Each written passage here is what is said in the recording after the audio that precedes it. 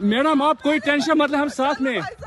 अरे मैडम ये प्रेसिडेंट साथ आया है, आपको किसी चीज का डर नहीं करना, हम साथ में। आपको किसी को क्या हुआ है? आपने क्या देखा है यहाँ पे? जम्मू कश्मीर के पहलगाम में आतंकी हमला हुआ है। 22 अप्रैल की दोपहर पहलगाम के बैसरन मैदान में आतंकियों के ग्रुप ने पर्यटकों पर अंधाधुंध फायरिंग कर दी। जान गंवाने वालों की संख्या को लेकर कोई ऑफिशियल आंकड़ा वीडियो रिकॉर्ड होने तक जारी नहीं किया गया है, लेकिन सोशल मीडिया पर जो वीडियोज सामने आ रही हैं उसमें कई शव बिखरे दिख रहे हैं। इंडिया टुडे पर छपी कमलजीत कौर संधू और मीर फईद की रिपोर्ट के मुताबिक इस हमले की जिम्मेदारी द रेजिस्टेंस फोर्स यानी टीआरएफ ने ली है।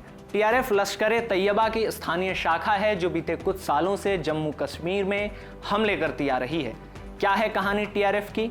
इससे पहले इस आतंकी संगठन ने कहां-कहां हमले किए और कैसे 2019 में धारा 370 हटाए जाने के बाद यह अस्तित्व में आया, इस वीडियो में बताएंगे इन्हीं सारे सवालों के जवाब।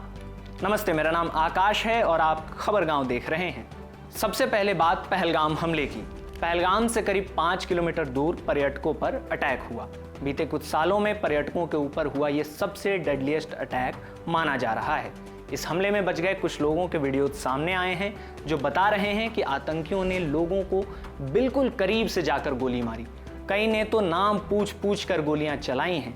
हमले के बाद जम्मू कश्मीर के मुख्यमंत्री उमर अब्दुल्ला ने सोशल मीडिया प्लेटफॉर्म एक्स पर लिखा है, मृतकों की संख्या का भी पता लगाया जा रहा है, इसलिए मैं उन विवरणों में नहीं जाना चाहता। स्थिति स्पष्ट होने पर उन्हें आधिकारिक रूप से बताया जाएगा। कहने की जरूरत नहीं कि यह हमला हाल के वर्षों में नागरिकों पर किए गए किसी भी हमले से कहीं ज्यादा बड़ा है। प्रधानमंत्री नरेंद्र मोदी और गृह मंत्री अमित शाह ने भी इस हमले की निंदा की है, साथ ही जिम्मेदार आतंकियों पर कार्रवाई की बात कही है। गृह मंत्री अमित शाह श्रीनगर पहुंच चुके हैं।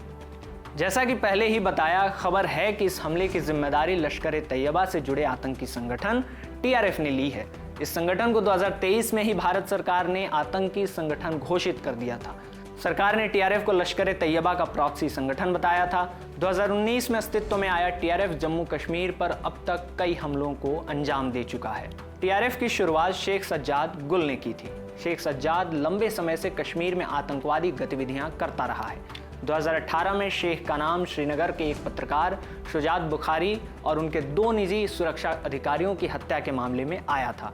2022 में भारत सरकार ने यूएपीए के तहत शेख सज्जाद को आतंकी घोषित किया था। श्रीनगर का रहने वाला शेख लश्कर का कमांडर रहा है। अब बात करते हैं कि अब तक कौन कौन से हमले किए हैं टीआरएफ ने। 5 अप्रैल 2020 केरन में भारतीय पैरा स्पेशल फोर्स के 5 जवानों की हत्या। 18 अप्रैल 2020 सोपोर भारतीय सुरक्षा बलों के कम से कम 3 जवानों की हत्या। 3 मई 2020 एक कर्नल, एक मेजर और एसओजी के एक इंस्पेक्टर सहित 5 भारतीय सुरक्षा बलों के जवानों की हत्या कर दी। 5 मई 2020 4 सीआरपीएफ जवानों और एक विकलांग स्थानीय नागरिक की हत्या। 30 अक्टूबर 2020 जम्मू कश्मीर में बीजेपी के 3 कार्यकर्ताओं की हत्या कर दी।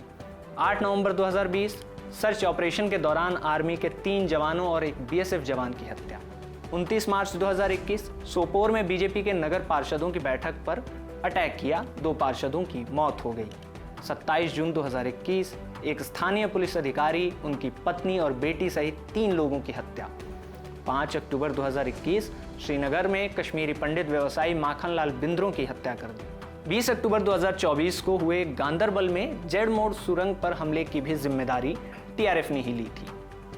ऐसे ही हमलों को टीआरएफ अंजाम देता रहा है। इकोनॉमिक टाइम्स की रिपोर्ट के मुताबिक 2022 में जम्मू और कश्मीर पुलिस ने जानकारी दी थी कि सुरक्षा बलों ने 90 से अधिक ऑपरेशन किए। इन ऑपरेशंस के दौरान 172 आतंकवादी मारे गए। इनमें से कम 108 टीआरएफ या लश्कर से जुड़े हुए थे। रिपोर्ट्स के मुताबिक आतंकी संगठनों के लिए रिक्रूट हो रहे हर 100 में से 74 आतंकी टीआरएफ में शामिल हो रहे हैं। इसी से आप अंदाजा लगा सकते हैं कि टीआरएफ का नेटवर्क कितना फैल चुका है।